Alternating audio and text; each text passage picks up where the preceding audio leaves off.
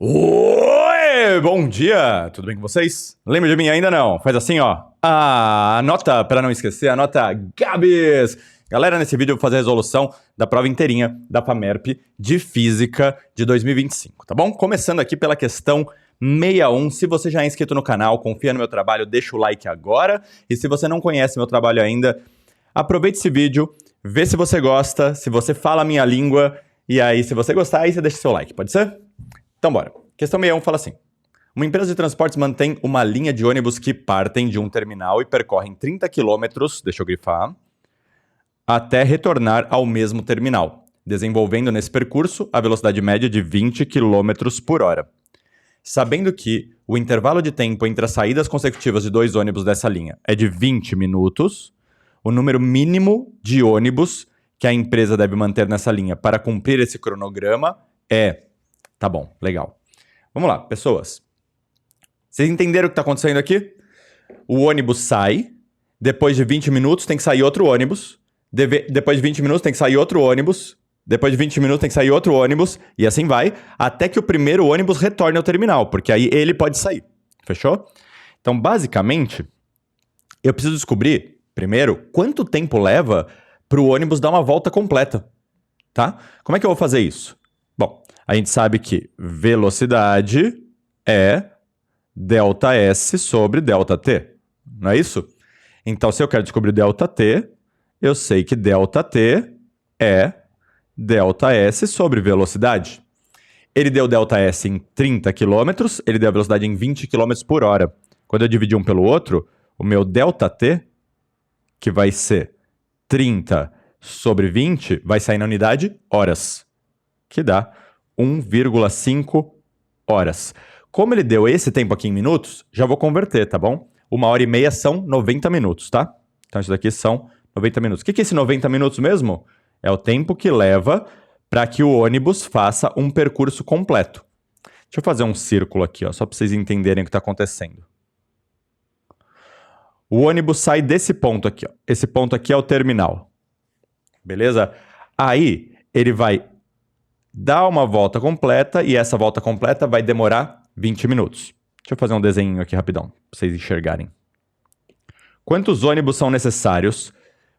Eu falei 20 minutos, eu quis dizer 90, tá? Ele sai daqui, vai dar uma volta completa, leva 90 minutos. Quantos ônibus são necessários para que saia de 20 em 20 minutos, no mínimo?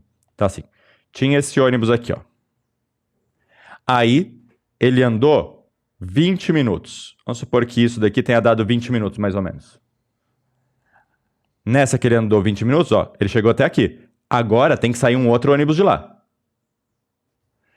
Esses dois ônibus vão andar mais 20 minutos. Então agora esse daqui veio para cá, esse daqui veio para cá, e agora vai ter que sair mais um daqui, tá bom? Eu sei que as setinhas estão em tamanhos diferentes, mas finge que é tudo igual, tá bom? Tudo 20 minutos. Aqui 20 minutos também. Agora, todo mundo vai andar mais 20 minutos. Chegar aqui, ó. Esse veio para cá, esse veio para cá, esse veio para cá. Mais 20 minutos. Quanto tempo foi já? 1 hora, né? 20 mais 20 mais 20. E nesse momento sai outro ônibus daqui. Beleza? Eles vão andar mais 20 minutos. Gabi, por que você não foi até o fim? Porque para ir até o fim tem que passar 90 minutos, né? Ó, 20, 40, 60, 80, vai faltar mais um pouquinho ainda. Então, mais 20 minutos. Esse ônibus veio para cá. Esse ônibus veio para cá. Esse ônibus veio para cá. Esse ônibus veio para cá. E tem que sair mais um ônibus. Beleza? Finalmente, mais 10 minutos já é o suficiente para esse ônibus voltar para o terminal. Esses vão estar um pouquinho à frente e tal. Então, o próximo ônibus que vai sair desse terminal é o primeiro ônibus que tinha saído. Ou seja, essa frota é suficiente. Essa quantidade de ônibus é suficiente. São quantos? 1, 2, 3, 4, 5 ônibus necessários para que saia um a cada 20 minutos do terminal. Tá bom? O que torna a verdadeira a alternativa B de bola. Vocês acharam difícil esse exercício? A física era tranquila, né? Aí tinha esse raciocíniozinho final aqui que pode ter te confundido. Talvez você tenha colocado 4. Foi seu caso? Vamos ver a outra. Questão 62. Analise o gráfico que apresenta qualitativamente a variação da velocidade vertical de um paraquedista a partir do instante em que ele salta do avião, instante t igual a t0, que é esse. A componente vertical da resultante das forças que atuam sobre esse paraquedista tem sentido para cima, é nula, para baixo, entre quais instantes? Você lembra como é que funciona essa ideia do paraquedas? A ideia é a seguinte, pessoas. O homenzinho pula. Esse daqui é o homenzinho, beleza? O homenzinho tem uma massa, a massa dele é constante. Ele está sujeito ao campo gravitacional, que é constante. Então ele está sujeito a uma força que puxa ele para baixo, que é a força peso, que é constante. Ela tem sempre o mesmo valor na superfície da Terra, beleza? Então isso daqui é constante. Só que, quando ele pula, ele está sujeito a uma resistência do ar. Quando ele abre o paraquedas, ele está sujeito ainda mais a essa resistência do ar. E quanto mais rápido ele fica, maior a intensidade da resistência do ar. Ou seja, meio que surge uma força que puxa ele para cima.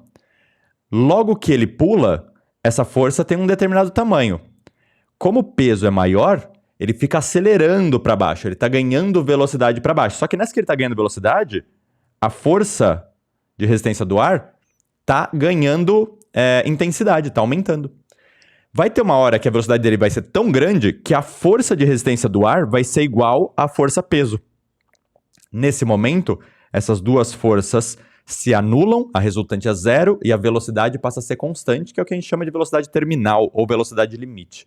Tá bom? Então, ó, a velocidade está aumentando, aumentando, aumentando, até que chega num ponto em que a velocidade se torna constante, velocidade limite. Tá bom? Então, vamos ver, item por item. Item A. A resultante das forças tem sentido para cima entre os instantes T1 e T2? Ela nunca tem sentido para cima, tá legal? A força peso é sempre maior ou igual à força de resistência do ar, tá? Então a resultante ou é para baixo ou é nula. Item A tá fora.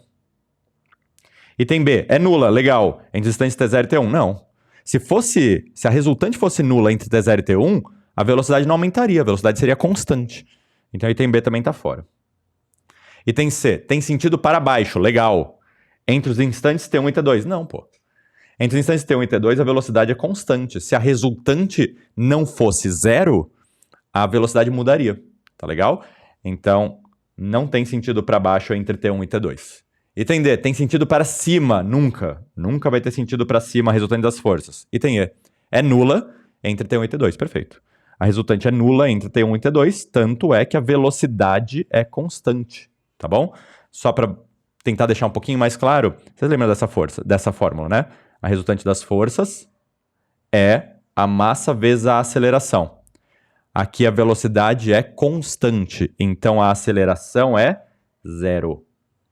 E se a aceleração é zero, a resultante das forças tem que ser zero também, tá?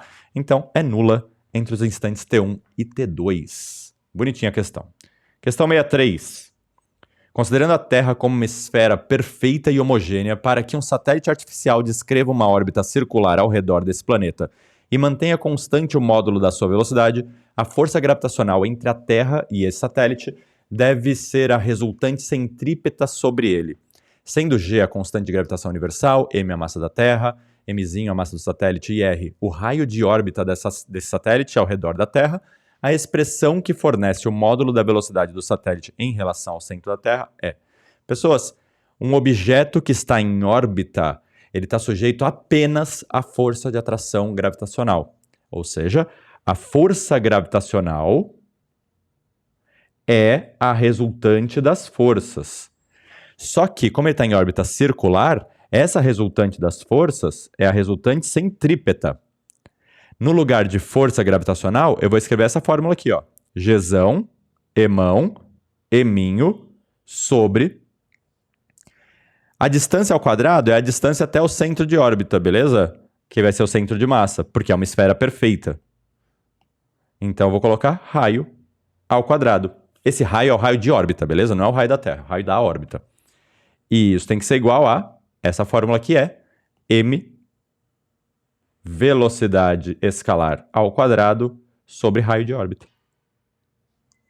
Repara que esse quadrado corta com esse R, a massa não importa, a massa do satélite, e se eu tirar a raiz quadrada, eu concluo que a velocidade escalar é de G emão sobre Rão na raiz. Alguns de vocês decoraram essa fórmula, né? Não há necessidade, é fácil deduzir, mas isso torna a verdadeira alternativa E, de Etevaldo. Beleza? Top. Questão 64. Uma fruta de peso 0,34 newtons flutua em equilíbrio nas águas calmas de um lago com 85% de seu volume submerso. Em dado instante, um peixe morde essa fruta e a puxa para dentro da água. A intensidade mínima da componente vertical da força que o peixe deve exercer sobre a fruta para afundá-la totalmente é D. Bem legal, pessoas. São duas situações. Na primeira situação, ó, a bolinha, a fruta, estava 85% submersa. Quais eram as forças que agiam sobre essa fruta na primeira situação? A terra puxa para baixo, com um peso P, e a água empurra para cima, com um empuxo E. Vou chamar de E1, porque vão ter dois empuxos diferentes, tá legal? O peso e o empuxo se anulam, porque a bolinha está flutuando, está em equilíbrio ali. Então eu sei que o empuxo E1 tem a mesma intensidade do peso que o enunciado me disse que é de 0,34 newtons. Na primeira situação, que ainda não tem o peixe. Aí o peixe vai lá e abocanha essa fruta e puxa ela para baixo. Agora, a fruta vai estar totalmente submersa. Beleza? Nessa que ela está totalmente submersa, ela fica sujeita às seguintes forças. A força peso continua ali. Há uma força que o peixe exerce puxando essa fruta para baixo. Eu vou chamar só de F. E há o empuxo. Só que esse novo empuxo é diferente do anterior, porque agora ela está totalmente submersa. E daí, Gabs? E daí que o empuxo, ele é o peso do líquido deslocado. Ele está relacionado com a quantidade do objeto que está submersa. Como aqui tem mais líquido deslocado, tem mais fruta submersa, então esse empuxo é maior do que esse aqui. Tá legal?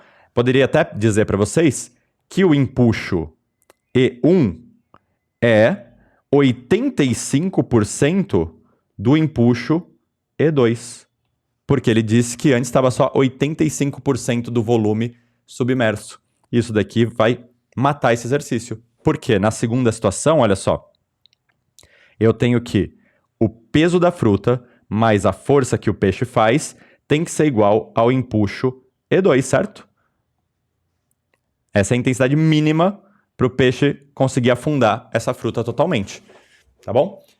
E nesse caso, o peso da fruta era 0,34 newtons, mais a força do peixe, é igual a... E aí aqui eu vou colocar, ó, E1 sobre 85%. 0,34 dividido por 85%. 85% é a mesma coisa que 0,85, né? Tá bom? Aqui vem uma matemáticazinha. Vê se faz sentido para vocês. Tudo bem para vocês se eu passar isso daqui para cá, tirar o mínimo múltiplo comum, vai ficar 0,15 vezes 0,34 sobre 0,85 ou não? Deixa eu fazer com calma. Ó, essa força será 0,34 sobre 0,85 menos 0,34. Para facilitar a conta, eu vou colocar vezes 0,85 sobre 0,85. Tá? Pensa que esse 0,34 aqui, ó, ele está multiplicado por 1, né? Então, colocando ele em evidência aqui, fica 1 menos 0,85, que dá 0,15. Então, essa força é 0,34 vezes 0,15 sobre 0,85. A gente vai ter que simplificar. Eu vou apagar, você volta o vídeo se você precisar, tá legal? Só para a gente ter espaço aqui. Vamos lá. Dá para eu cortar essa vírgula com essa, por exemplo, e dividir por 5 ambos. Aqui vai dar 3. E aqui vai dar 1 sobre a 3, 35, 17. Legal. Inclusive, 17 é metade de 34. Então, isso daqui deu 0,02. Vezes 3. Essa força mede 0,06 newtons. A menor força necessária para que o peixe consiga puxar essa bolinha é 0,06 newtons. Na verdade, é um pouquinho maior do que 0,06 newtons. Que torna a verdadeira alternativa D de Diógenes. Tem um Diógenes aí? Vamos lá. Questão 65. Ao se aquecer em 200 graus Celsius uma esfera de tungstênio, seu volume aumentou de 0,27% em relação ao volume inicial.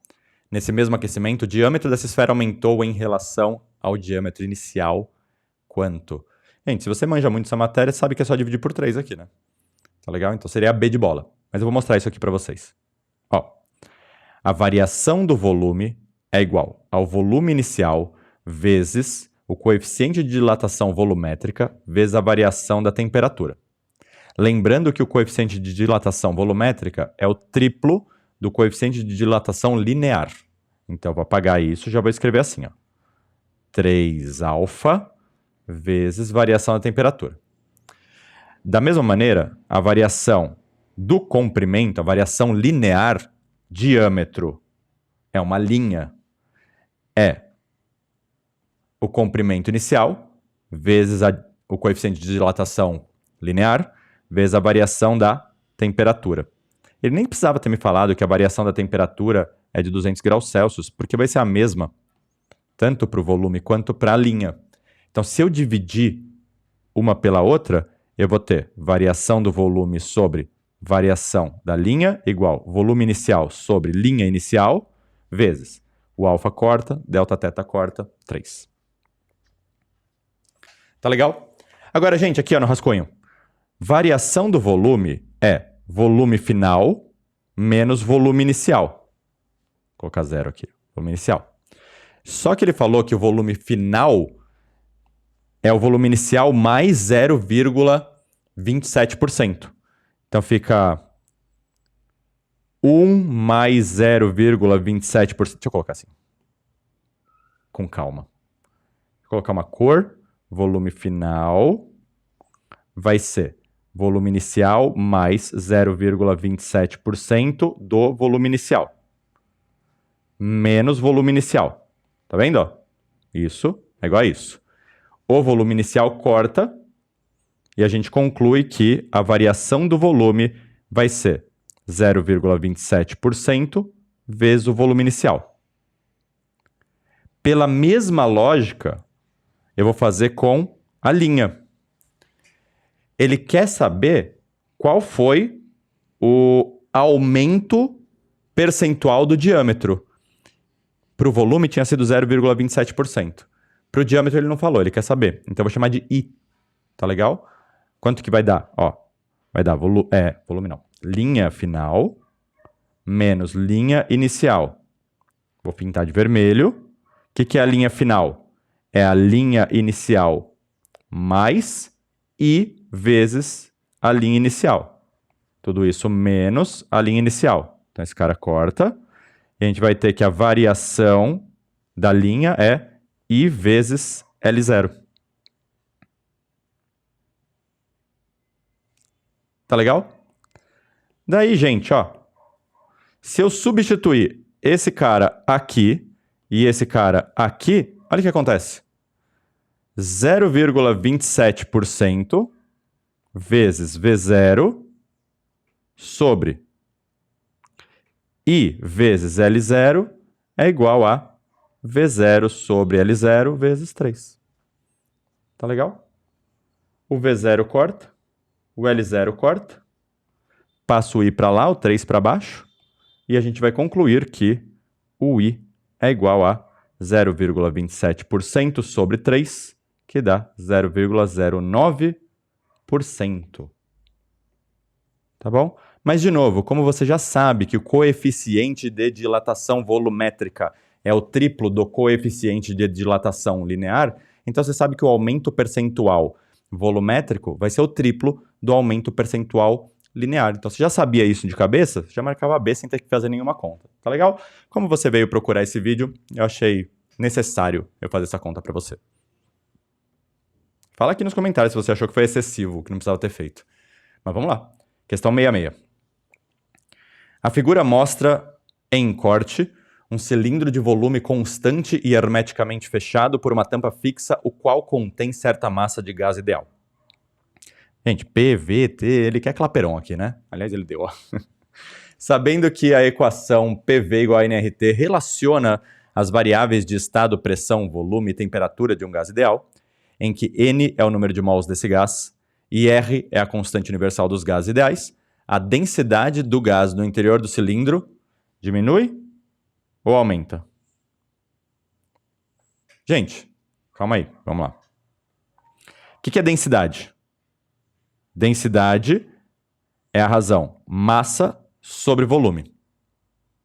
O enunciado me disse que o volume é constante. Então isso aqui não muda. A massa muda?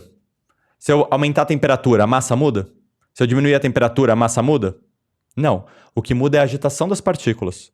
A agitação das partículas acarreta no aumento de pressão ou diminuição de pressão. Mas a massa, ela só depende do peso das moléculas, né, da massa das moléculas e da quantidade de moléculas.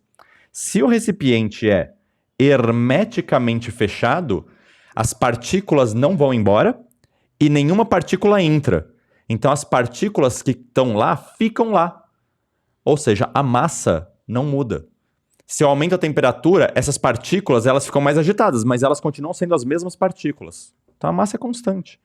E, gente, se a massa é constante e o volume é constante, a densidade é constante. O que torna a verdadeira alternativa E. Nem precisou do PV igual a nRT aqui, tá bom? Foi mais para te enganar, eu acho. Maravilha, questão 67. Mariana e Paula conversam diante de um espelho plano, vertical, que cobre parte de uma parede, conforme mostra a figura, em uma visão de cima. Ao olhar para o espelho, Mariana vê a imagem de Paula na posição... Ô, molezinha esse aqui, hein? Para a gente saber resolver um exercício de espelho plano, a gente vai considerar a direção em que está o espelho plano, ou seja, a reta que contém o espelho plano. Vai pegar o segmento que representa a distância do ponto P até essa reta, que vai ser esse segmento aqui, ó, formando 90 graus. Vai duplicar esse segmento e colocar aqui, ó. Tá bom? Ou seja, esse 3 aqui, ó, tá ocupando a posição P'. Então é como se a Mariana estivesse vendo a Paula aqui, ó. Fechou? Mas na verdade, o raio de luz está vindo da Paula, batendo no espelho, chegando na Mariana. Mas o cérebro da Mariana vai interpretar como se o raio de luz estivesse saindo daqui e chegar direto. Nosso cérebro não acha que o raio de luz faz curva, tá? Ele acha que ele sempre anda reto. O que torna a verdadeira alternativa C, tá bom? É o 3, acabou. Molezinha, esse daqui foi para ganhar tempo, né? Na prova. Questão 68. O compressor de determinada geladeira doméstica tem potência de 110 watts. Sabendo que esse compressor consome 36,3 kWh de energia em um mês de 30 dias, o tempo médio que ele funciona em um dia é de... Legal. Pessoas, não confundam. Se 36,3 está em kWh, kWh não é potência, é energia. E não é quilowatt dividido por hora, é quilowatt vezes hora, não é quilowatt por hora. Enfim, se isso daqui é a quantidade de energia consumida em um mês de 30 dias, quanta energia por dia essa geladeira consome? 36,3 sobre 30. Tá legal? E a unidade de medida vai ser quilowatt-hora por dia. 36,3 por 30 vai dar 1, 2, 1 e a vírgula anda, né? Plau. Deu isso daqui, tá? Então, 1,1 kWh por dia é o consumo energético diário desse compressor. KWh por dia. A pergunta é quantas horas por dia ele fica funcionando, tá bom? Gente, se eu pegar a potência vezes o tempo, isso vai me dar a energia. Então, se eu pegar 110, que está na unidade watts, que é a potência desse compressor, multiplicar pelo tempo, que é o que eu quero descobrir, eu vou obter a quantidade de energia, que é 1,21 quilo, que é 10 ao cubo, watt-hora por dia. Repara a unidade de medida watt, ela corta, e a unidade de medida que sobra é hora por dia. Então isso daqui vai me dar a quantidade de horas por dia que essa geladeira fica funcionando, tá bom? Eu coloquei 100, né? Mas era 110, tá? Aqui, ó, 110. Eu só preciso fazer essa conta. Uma dica aqui, ó. Ao invés de pensar em 1,21, você pode pensar em 121 vezes 10 a menos 2. Com esse 10 ao cubo fica vezes 10. Tá bom? Então, ao invés disso aqui, achei mais fácil trabalhar assim. Porque esse 110, eu posso pensar como sendo... Deixa eu colocar assim, só para eu não me perder. Esse 110 eu posso colocar como sendo 11 vezes 10. E 121 dividido por 11 dá 11. E o 10 corta. Conclusão, ΔT é igual a 11 horas por dia. Então essa geladeira fica funcionando 11 horas por dia. Que torna a verdadeira alternativa a de I love you. I love you. Questão 69. Ao penetrar com velocidade v em uma região na qual existe um campo magnético uniforme, um próton fica sujeito à ação de uma força magnética devido a esse campo. Considere que apenas essa força esteja agindo sobre o próton e que as direções da velocidade do próton e do campo magnético sejam perpendiculares entre si.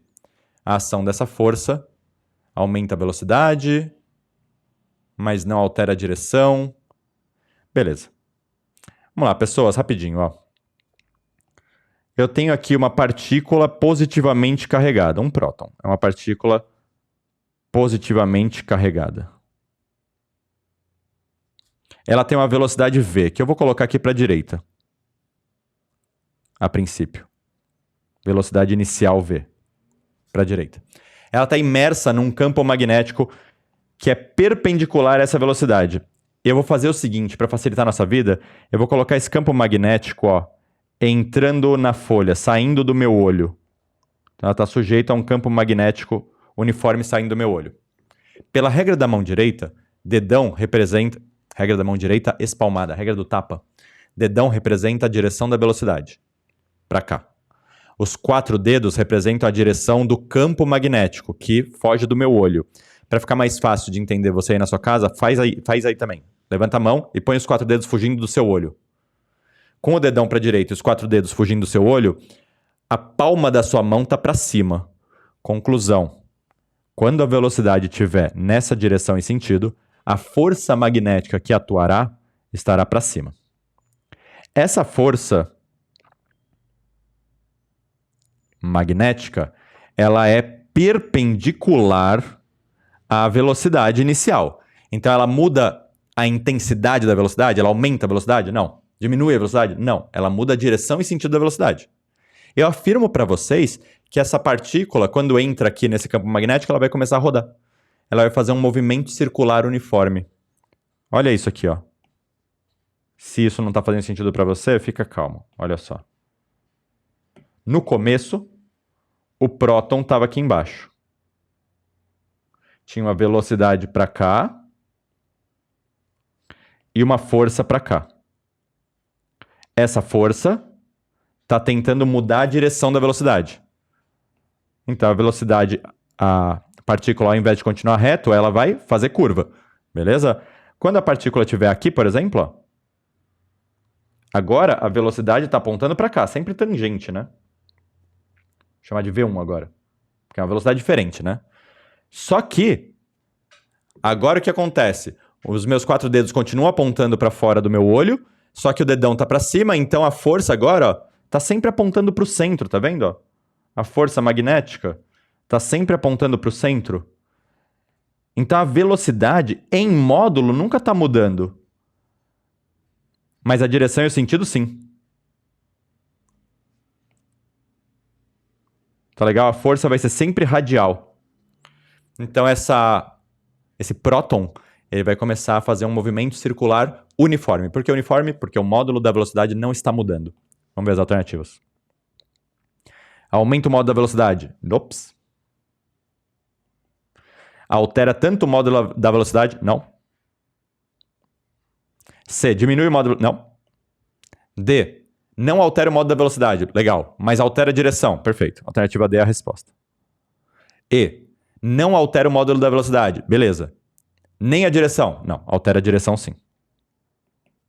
Beleza? Alternativa D, então, é a resposta do exercício 69. E vamos para o último exercício de física. Exercício de moderna, né? O transporte de energia por meio de radiação eletromagnética ocorre na forma de partículas de energia, denominadas fótons. A quantidade de energia de cada fóton, EF, é dada pela expressão H vezes F, sendo F a frequência de radiação e H a constante de Planck, cujo valor é esse. Ao incidir na superfície de certos materiais, esses fótons podem produzir a emissão de elétrons por essa superfície, que é o efeito fotoelétrico. Mas para que essa emissão ocorra, é necessário que o fóton transporte uma quantidade mínima de energia, a qual depende do material da superfície. Para uma superfície de potássio, a quantidade mínima de energia necessária para ocorrer a emissão de um elétron é essa aqui. A tabela mostra a frequência de 5 cores de luz que incidem em uma superfície de potássio. As cores das luzes cujos fótons transportam energia suficiente para produzir a emissão de elétrons ao incidirem em uma superfície de potássio são apenas quais? Bom, então ele fala aqui, né? Tem que... Cadê? Tem que ter uma energia mínima de 3,5 10 a menos 19 joules. Então eu vou colocar ali. A energia do fóton tem que ser maior que ou igual a 3,5 vezes 10 elevado a menos 19 joules. Só que a energia é H vezes F. H, ele falou que é isso. Então a gente vai descobrir o F. Vamos escrever aqui, ó. 6,6 vezes 10 a menos 34 vezes F tem que ser maior ou igual a 3,5 vezes 10 a menos 19. Vamos fazer essa matemática aqui. F tem que ser maior ou igual. Aqui eu vou cortar a vírgula, vai ficar 35 sobre 66 vezes 10 a 34 positivo, com 10 a 19 negativo, vai dar 10 a 15. 10 elevado a 15. Essa conta aqui é difícil de fazer? Se fosse 33 seria legal, mas 35 é chato, né? Então sabe o que eu vou fazer, ó? Vou vir aqui e vou escrever assim, ó. 33 sobre 66 mais 2 sobre 66. É a mesma coisa, né? 33 sobre 66 é 0,5. E 2 sobre 66, putz, esse daqui é top. Deixa eu fazer aqui no cantinho. Olha isso. Deixa eu apagar aqui. Ó, 2 sobre 66 é a mesma coisa que 1 sobre 33. Que não é uma conta fácil, certo? Mas se eu multiplicar em cima e embaixo por 3, em cima ficou 3 e embaixo ficou 99.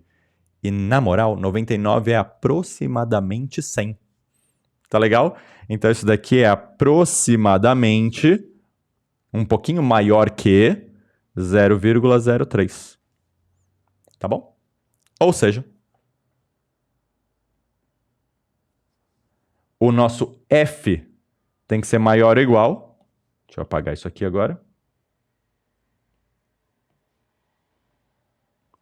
Aproximadamente é 0,53 vezes 10 a 15 Hz. Vamos ver aquela tabela que ele deu. Ah, tá em 10 elevado a 14, ó. Então vamos ajustar. Manda a vírgula, né? Nosso F tem que ser maior que ou igual a... Zero não. 5,3 vezes 10 a 14 Hz. E é só ver qual dessas cores tem uma frequência maior do que 5,3 vezes 10 a 14, que são essa, essa e essa. Tá bom? Então, verde, azul e violeta. E falou ao contrário, né? Violeta, violeta, azul e verde, que torna a verdadeira alternativa C de Cabot. Se você viu o vídeo até o final, me avisa aqui nos comentários para eu saber quem é de verdade aqui. Se tiver dúvidas, manda aqui nos comentários também. Não esquece de deixar o seu like. Se você gostou do vídeo e quiser ver mais vídeos, se inscreve no canal e dá um peteleco no sininho. Sempre um prazerzaço revê-los. Um beijo e até a próxima resolução. Tchau!